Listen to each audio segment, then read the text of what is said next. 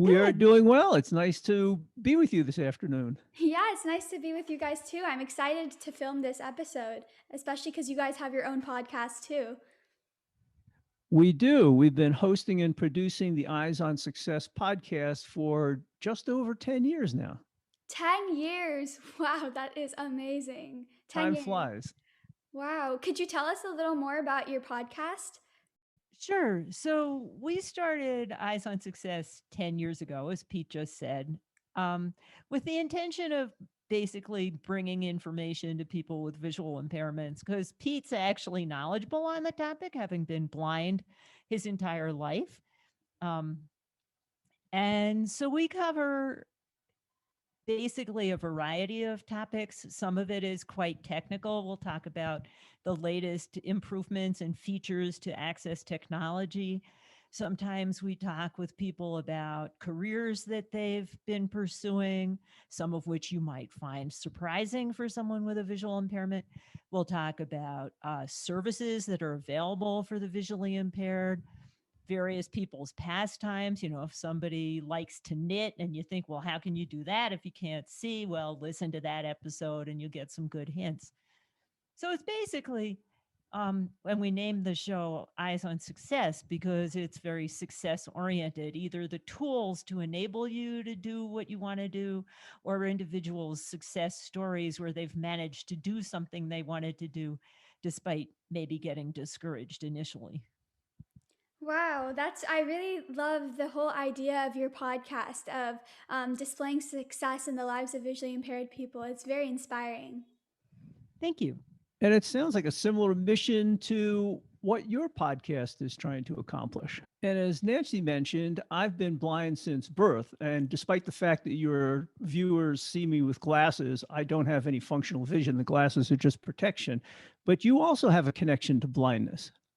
Yeah, I do. So actually, one of my close family members, he has retinitis pigmentosa, and ever since I was little, that family member means a lot to me, and I would always help him out. And he really didn't want to like expose his visual impairment to the public because it was kind of like a confidence thing for him. So we created this squeezing hand system where I would help him navigate outside through the squeezing of hands. It's kind of like Morse code, but not actually Morse code. It's like our own little system that we created. Like one squeeze means a stair, you need to step down. Two squeezes means maybe you have to step up, So it was our like silent communication method to help him navigate safely.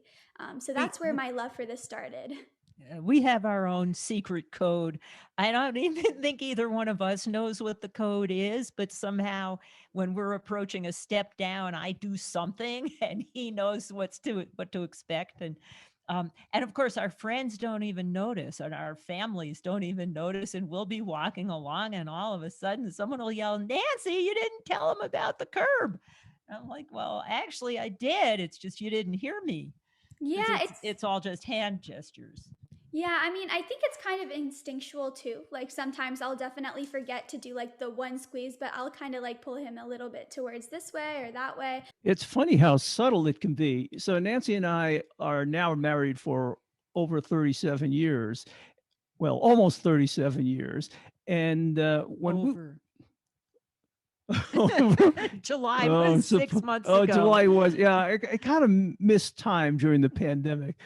But anyway, we had been married for about 20 years. And I was out in the garden with her father, and she was inside when we were visiting. And he says to me, it's really nice to see how you guys get along with each other. You interact very well. You're very nice to each other and pleasant. Sounds like you have a nice relationship. He says, but I just don't understand. I would think she would give you more help when you're navigating around, going upstairs and around places. And after 20 years, he had never noticed all these subtle signals. Yeah, it's interesting because we think or at least I think it's so obvious, like the signals that I'm giving to him, like someone must be watching, right? Like in your head, you kind of think that it's obvious, but to the outside public, I think everyone's kind of so focused like on other things or themselves that they don't really notice this like the subtle things that you do. I agree. The other funny interaction I had with my dad, and it may have even been the same visit, was I took him somewhere in our car, and Pete keeps his white cane next to the passenger seat because that's where he sits. And my dad got into the passenger seat. He said, "Why is there a white cane in the car?" I'm like, "Well, because Pete's blind." He had never seen Pete with a cane because we're always together when we're visiting my family. Hmm. Oh, that actually that's interesting, and that actually brings me to another like question I had for you. What do you prefer using more? Do you prefer like using a white cane or someone helping you walk around, or any other form of like a navigational aid? So I guess it kind of depends. When I'm with Nancy, I really have no need for my cane. Our communications are so good and everything works smoothly. There are some friends that I trust to guide me around, not many, but with other people, I'll take the cane as a backup. And with some people, I prefer to use my cane alone. It's interesting, you talk about someone very close to you not wanting to be obvious about their vision impairment. And there was an incident several years ago when our daughter was running the Boston Marathon, and we went up there to see her run. And we were trotting around town. And when I'm in big cities, even when I'm with Nancy, I like to use my cane just to make other people aware that I'm blind so they'll stay out of our way and not crash into us.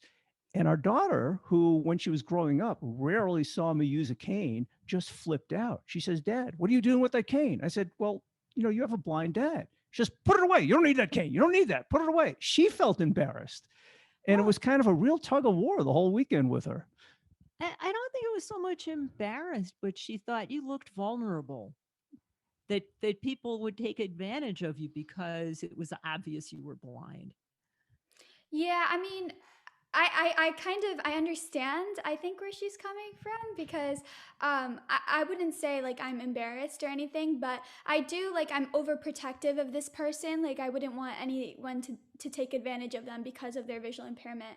But that's why I think that person also like doesn't like to tell other people about it, because it would interfere with like his work and with other places. So and it might interfere with his social life. I think that's what he's like concerned about. So I think that's why some people don't like to tell, like to display their visual impairment publicly, but they kind of tell the people, that like they're very close to, so that they can help them out.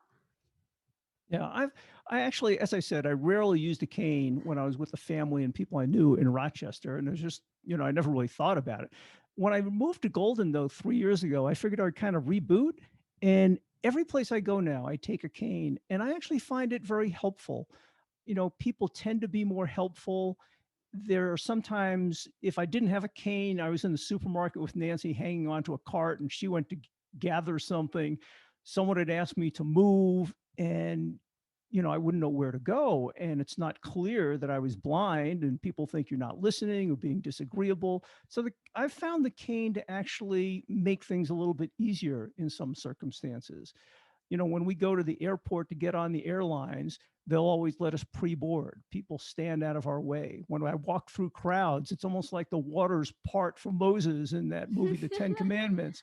People just spread out, and it, in many cases, makes things easier. So I've used it, as much to help me as it is a flag to other people, and it sometimes brings out the nice aspects of people. Yeah, I mean, I do agree about how a white cane kind of like presents a flag for other people, because the person who's a close family member, when he like kind of goes around and he's like meeting with someone new, and they like go in for like the shaking hand, and he doesn't see that they're extending their hand to shake his hand. And so when he doesn't see that, they kind of like think that he's like ignoring them. Then I think people automatically make assumptions that they're ignoring them, or I don't know, some assumptions like that. So I think having a white cane is a good indicator. Yeah, well, there are certainly pros and cons, right? I mean, people don't like to be labeled as being special, and you can certainly see some people like using a cane, some don't. Just like some people like using a guide dog, and some don't. Yeah. Yeah. Would you say that one over the other is like provides like more accuracy, or like makes you feel more safe, if that makes sense? Well, so when I moved to Rochester to my career at Xerox, I had a little bit more vision, so I could sort of navigate by seeing the contrast between sidewalks and grass. And I did use a cane all the time. But, at that time I was single. I didn't really want a dog, something extra to walk and this and that. And these days, I'm mostly with Nancy and I'm comfortable with my environment. But if I was single these days, I might consider a dog just in terms of being a little bit more precise, as you say, with your mobility and helping out a little bit more. And Yeah. we've talked with a lot of people who are guide dog users, mostly through the show. And every single one of them talks about the special bond with the dog and how they trust the dog with their life because I mean that's the whole purpose of the guide dog, right? And I'm sure, for people who use guide dogs it's a wonderful thing, but like Pete said, he just n- never was in a situation where he wanted one badly enough to, have all the overhead of taking care of it. Right, that totally makes sense. I don't know if this is just like a misconception I have, but I always kind of thought like a white cane isn't like 100% like full proof of a like solution because like I how would you alert yourself of like overhead obstacles with like a white cane? Oh, your That's what head. the forehead's Yeah, your for. head would hit it. Right, right. We interviewed a guy who hiked the Appalachian Trail. He did the first 500 miles himself. The whole thing's over 2,000 miles long, and he Wow. ran into a hiking buddy partway along. But the first 500 miles he did himself, and he's tall. And he couldn't really see where his feet were because they were too far away, but he was trying his hardest, to get some input.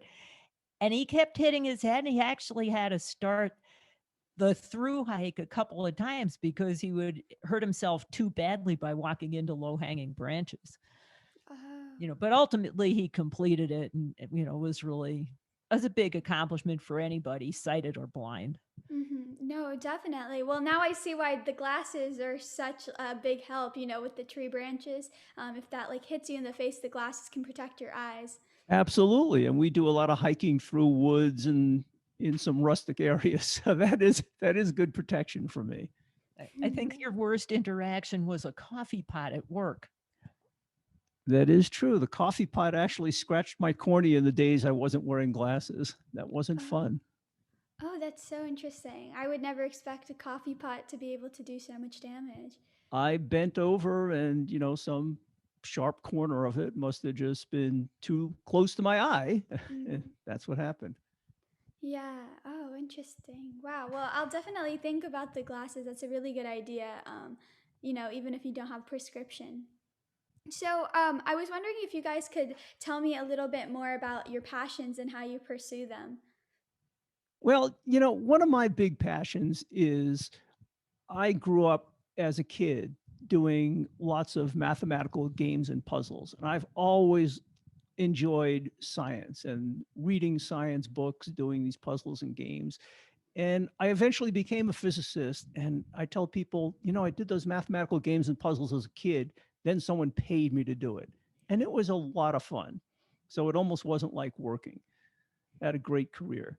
And now that I'm retired, I still do a fair amount of geeky things. I read, a fair number of science books. I try to do some programming now and then, especially to make some programs in Windows more accessible, working in open source projects with other blind people around the world to make these programs accessible. And to me, that's a lot of fun. I do a lot of beta testing for both assistive products and non-assistive products to make them more accessible, and I find that very rewarding and fun. I'm a geek at heart. No, I totally don't worry. I totally relate. I'm all about STEM and science and math. It's I love it. So I wanted to ask, like, throughout your journey of becoming a physicist and working, were there any obstacles that you ran into, and how are you able to overcome them? I've had a very fortunate life. So, although I was born with congenital glaucoma in the early 50s, I did have about 2200 or 2400 vision going through most of school until I was until I graduated from high school. I did go to a school for the blind until I was in fifth grade because I couldn't see the blackboard even from the front row. So I did learn Braille and, hung around blind people. But after that, I went to a normal public school and I hardly ever used Braille. But just before I started graduate school, the pressure in my eyes was out of control for several years. And they did one last surgery and I went totally blind. And so that was probably the biggest obstacle of my life then. I had a fellowship to start graduate school in the fall in an engineering physics program. And I decided, well, what are you going to do? I had to take that summer and I said, I'm going to relearn my Braille skills. That's when I learned to use a cane. And I dedicated myself to acquiring the tools that would enable me to be successful at graduate school when I started in September. I ordered all my books on audio tape from what was then Recording for the Blind and is now Learning Ally. And then I started graduate school in September and eventually got a PhD in engineering physics. And Wow. the part of that story that you never talk about, you talk about regaining your Braille skills, but you had to learn in a manner that was totally different from how you had gone all the way through um, grade school, high school, college. You had always read visually, and then you had to learn all of this stuff with Braille, with audio. How were you going to write the equations on your homework and really keep even more stuff in your head than you had before? I never thought of it that way, but I guess you're right. Yeah, no, definitely. And I mean, I'm taking AP Physics right now, and I feel like for me, a big part of understanding a lot of physics concepts is like a visual aspect of it, or maybe it's because I'm like a visual learner, but I feel like I need to see like diagrams of things moving, and so I think it's very like commendable how you were able to do that. And how were you able to kind of combat like the visual aspect of physics? Well, so there's sort of some pros and cons to being blind and sighted. And one of the pros was, so I use the example that when I started graduate school, as Nancy said, I was used to taking notes in all of my classes and then going over the notes when I got home. And I tried to do that in graduate school and I just wasn't able to take notes. Mm-hmm. And what I found was I asked some friends to take notes for me, and the notes were worthless. So what I eventually learned was, they spent so much time trying to take the notes and listen to the professor that by the time they got home, they'd look at the notes and say, "What is this garbage?" So the skill I learned out of that was I would pay attention to what the professor was saying in class and what he was going through. And they all wore he's in physics back then. They mostly still are. Yes. And then I would go home and say, okay, what were the points he was trying to emphasize? And then I would listen to the book on my audio recordings and focus on those parts of what he thought was important. And so I think I got a better understanding of some of the lectures that way. Similarly, in my career, I did a lot of computer coding. Well, when you're writing lots of computer code, no matter how well you can see, you can't see the whole code at once. Right. But being blind, you learn to keep a lot in your head. When I was deriving equations, there would be many steps left not put down on paper between step one and step two, which a sighted person would have the crutch of having to put all that down. But keeping all that in my head, I knew the computer programs, the whole structure, I had it in my head, and I knew how the equations were going to lead from one to the next in my head. And I had to acquire those skills, and I think they were actually kind of helpful. Yeah, I imagine that, like, I feel like maybe your brain power, like, memory wise, it might be stronger than, like, sighted individuals because, like, the fact that you had to remember all of the key points that, like, your professor talked about in his lecture and then go home and then remember all of that stuff while you're listening to the audio recording. I imagine, like, I cannot imagine doing that. That requires a lot of, like, brain power and focus and memory. So that's amazing how you're able to do that.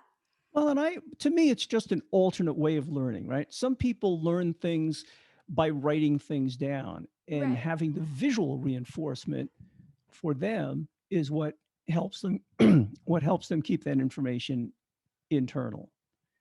And so I think it's just a question of what people are comfortable with and Right. what works best for them. I mean, I find I know how to do stuff on the computer, but I find that because I can always look and see where the next thing to click on is, I don't bother to remember where it is or exactly what it's called, but I'm sure any of us who usually relies on our vision to figure out what the next step is, if we had to memorize it, we would. My other feeling about, we talked about using canes versus dogs versus not using a cane and different ways of learning or going through mathematics and science. My other feeling is that there are often many tools to accomplish a task. And you just have to pick the ones that work best for you for the task that you need to accomplish. There's no right or wrong answer. And so I try to keep myself familiar with a variety of tools. I'm not an expert in all of them, but I tend to use the ones that are more useful to me and become better of an expert with those particular tools. And so I think Mhm. people just learn, I think people need to learn to be flexible and trying different things, especially these days as technology advances and there are new tools all the time to help people with vision problems. Mhm. If you can keep abreast of those, you have more options and more possible solutions to what you want to do.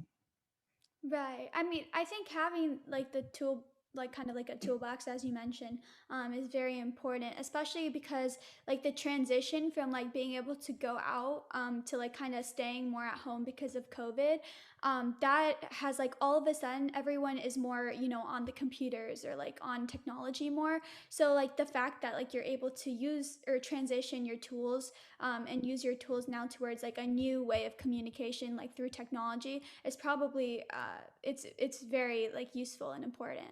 Definitely. And that's not going to go away. Right, exactly. And I'm sure because like you're already like into technology a lot, as you said, like you like to code things. How is like the transition on you, like with COVID and everything? I haven't noticed a whole lot of difference besides not being able to be in large groups of people having fun as we used to. I mean, Yeah. fortunately, we're out in Colorado here. We like to hike and walk. And so we can often get outside and go on hikes with friends. We try to minimize the number of people we do that with, but it's a Right. very inviting environment to be outside in. Yeah, I Right. mean, I don't think the impact on Pete has been any different than on me, and the Oh, difference okay. between us is he's blind and I'm sighted. But, geez, it'd be really nice if we could hug our kids when we see them.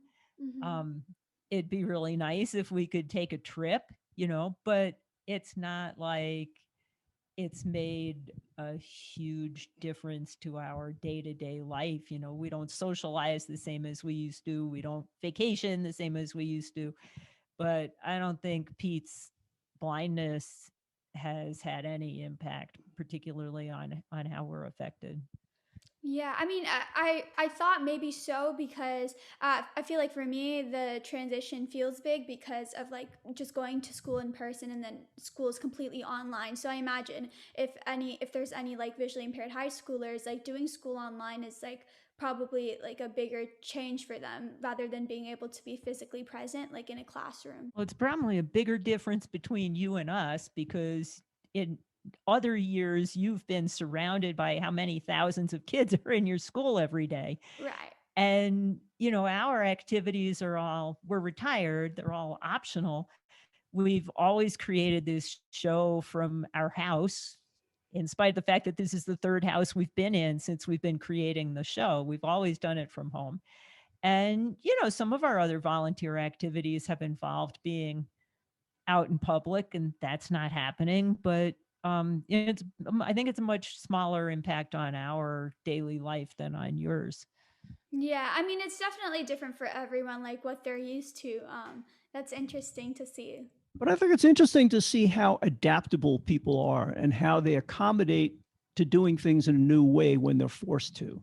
So during COVID, A lot of people are doing Zoom meetings these days, or maybe Right. they're reading more, learning to knit or something, or enhancing their education somehow. So I think it's interesting. People are adaptable. And, I take that attitude towards people with vision problems. If you're adaptable, you just learn to do things in a different way. I've never considered blindness really a big defining thing in my life. It's Mm. just that, so I happen not to be able to see. Some people can't run fast, some can't shoot hoops, some are afraid of the dark, and, I just happen to be blind. So maybe I don't do things exactly the way you would do them. I might do them in a different way, but that's okay. Right. That was a really good analogy. I haven't thought of it like that. That everyone kind of has like their own thing. Everybody. Right. Right. And I saw in a little like description that you guys gave me that you kind of both of you met through a dance group.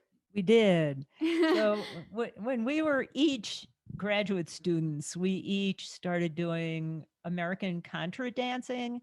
It's sort of like square dancing, but in lines. The tradition developed in New England. It evolved in many ways from English country dancing. And we had a lot of fun with that. So when we each moved to Rochester, New York to get our respective jobs in corporate research at Xerox, we each, a couple of years apart, found the local contra dance group. And that's where we met. And, you know, Pete's actually a really good dancer. And, you talked about your family member sometimes getting into awkward situations if people don't know that he's blind and he tries to shake hands. Well, in contra dancing, you're always reaching out to take the hand of somebody new. And as long as the other person knew what they were doing, if Pete was off by 2 or 3 inches, not a problem. Well, there was also a blind woman in the group who was also a really good dancer and who could also, get within 2 or 3 inches of where she needed to be. But every once in a while, the two of them would come up to each other and, they were each doing the right thing, but they might not have connected perfectly. That's interesting. That also goes to like the adaptability thing that that we were talking about. And it's kind of like through dance, almost it's like adapting to being able to like pick up quicker. I think for everyone. What was nice about the contra dancing was it was full of patterns. You wouldn't believe the number of scientists that were in the group because they enjoyed the patterns and the kind of intricacies. Oh, that's interesting. Yeah. No, actually art and like, science has a very like interesting connection. Like you know how it's STEM, like science, technology, engineering and math. A lot of people are like turning STEM into STEAM and adding the for art. It's interesting to see the connection between the two. A lot of people who are into science are also into art. I think that's true, and I think they're very closely related. They both involve some kind of creativity in kind of different aspects of the world. Yeah, I also did a paper last year on music therapy and how just like listening to music like decreases stress levels by so much. And it's interesting to see the science behind that.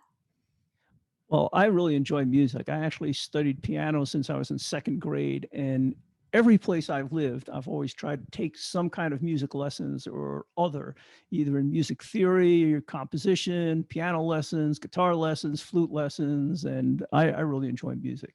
When I was living in Rochester, I had a jazz trio with some of my retired buddies, and we used to play at a lot of the senior facilities around town. Hmm. We used to play jazz standards from the 30s and 40s, and it was a lot of fun. You're right, I can imagine. Yeah, I definitely think that like everyone should try art once in a while. In fact, the student organization that I founded called iMatter, we're actually hosting free art classes nationwide for individuals with visual impairments, just to like put out more opportunities out there. Tell us how these art classes run for people with vision loss. They're planning on starting in January, and it's going to be over Zoom. So it's interesting to how we're going to teach art, over Zoom, especially arts like dance and stuff. But there's, I think, around 9 disciplines that we're offering, from singing to dancing to filmmaking, visual arts, and we have a bunch of instructors, one for each discipline, and they're just going to kind of teach over Zoom. And it's an interesting process creating the curriculums to, adapt to a Zoom environment. So you and your colleagues on this project, you're all high school students. Are you targeting a high school aged audience, or are you gearing this to all ages? We're gearing it to all ages. The individuals who are teaching these classes, we actually all go to Orange County School of the Arts. So our entire half of our day, every single school day, is dedicated to a certain art. So everyone kind of has a lot of experience with all of the different art techniques required for their discipline. So we're kind of offering it to all ages. What kind of special accommodations or teaching techniques do you think you're going to need to engage people with vision problems? So actually, we've been having a lot of meetings with the teachers to look over like the techniques they're going to be using. So it really depends on the the type of art that each person is doing. So like for example, for singing, right? Conventionally, people would like sight read music, like off of they'll look at the notes and kind of try to decipher the tune of the song. But because that might be a little harder, depending like the degrees of vision loss of the participants in the art classes, we're kind of relying more on pitch matching. So like the teacher would sing certain pitches and they try their best to like match to those certain pitches. So for some art disciplines like singing, it's easier to accommodate, but it's definitely kind of harder for like film, for example. That's going to be a little harder to teach, but we're doing a good job with like making sure that people have like screen readers, and they're going to teach like different techniques like that. And I know you're all students at the School for the Arts, but I just want to compliment you. You have a very attractive yet informative website, Oh, thank you. Thank you so much. That means And a it and lot. it's easy to navigate. and it's accessible. Yeah, thank you. Thank you. I really appreciate it. We worked really hard on it to ensure that like everything was easy to read, so that it means a lot that you guys it was easy to navigate. Because it's interesting because when I go to school and I learn classical music, everything is so like centered on sight reading.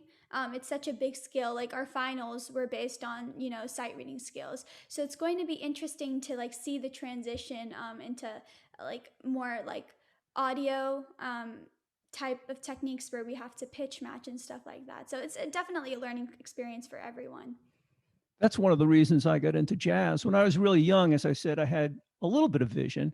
And of course, everybody wants to teach you classical music, but I couldn't read the music and play it at the same time because I had to look so closely at the music. So I had to memorize all my music. And of course, that was a real chore. By the time I memorized it, I was sick of it. And that was when it was time to start making real music out of it. But eventually, someone turned me on to jazz, and with the music theory background and the lessons I had in various instruments, it was a lot easier to do. Then all I had to know was the chords and the melody that I could, whistle in my head, and I could put together my own arrangements and improvise. Yeah, and it's interesting that you say that you had to like memorize all your music. I feel like that's actually kind of a blessing in disguise, because now like developing like being able to listen to something and then like memorizing it and playing it, I think it kind of develops the skills to the point where you can listen to a song and then just start playing it. Like I met someone who had vision loss, and they played the piano, and I asked them, "Oh, how do you play the piano?" Because sight reading is such a big part of it, and they were telling me that uh, they're so used to memorizing music that now they can listen to any song and they can just start playing the notes exactly how they hear it. So I think that's amazing. Yeah, we all come with different kinds of skills and different strengths and weaknesses, and you got to use them accordingly. Yeah, I mean, after hearing that story, it's almost like sight reading is kind of like a crutch now, to rely on sight reading to understand like the melody of a song. Sort of like taking notes in a graduate school class was a crutch, even though the notes turned out to be useless. Exactly, exactly. You're too busy writing notes to even understand what the professor is saying. You Um, talk about the pros and the cons of various ways of doing things. as part of my career at Xerox, I was the manager of a group that was responsible for the image processing algorithms and developing these algorithms that went into Xerox's inkjet printers. And here I was totally blind, in charge of this group, and they were also responsible for the print quality specifications. And people would wonder, you got a blind guy in charge of all these image processing things?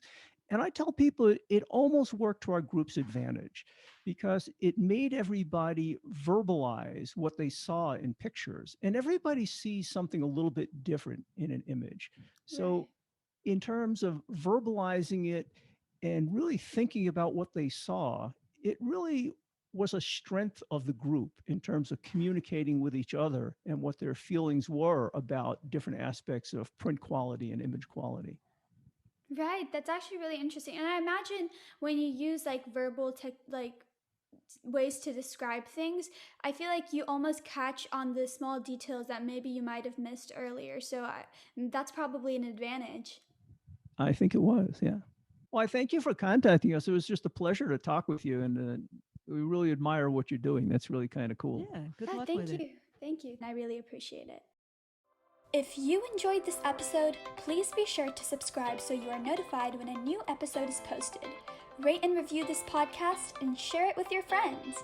Thank you so much for listening, and I hope you are leaving with some great things that will help you see beyond.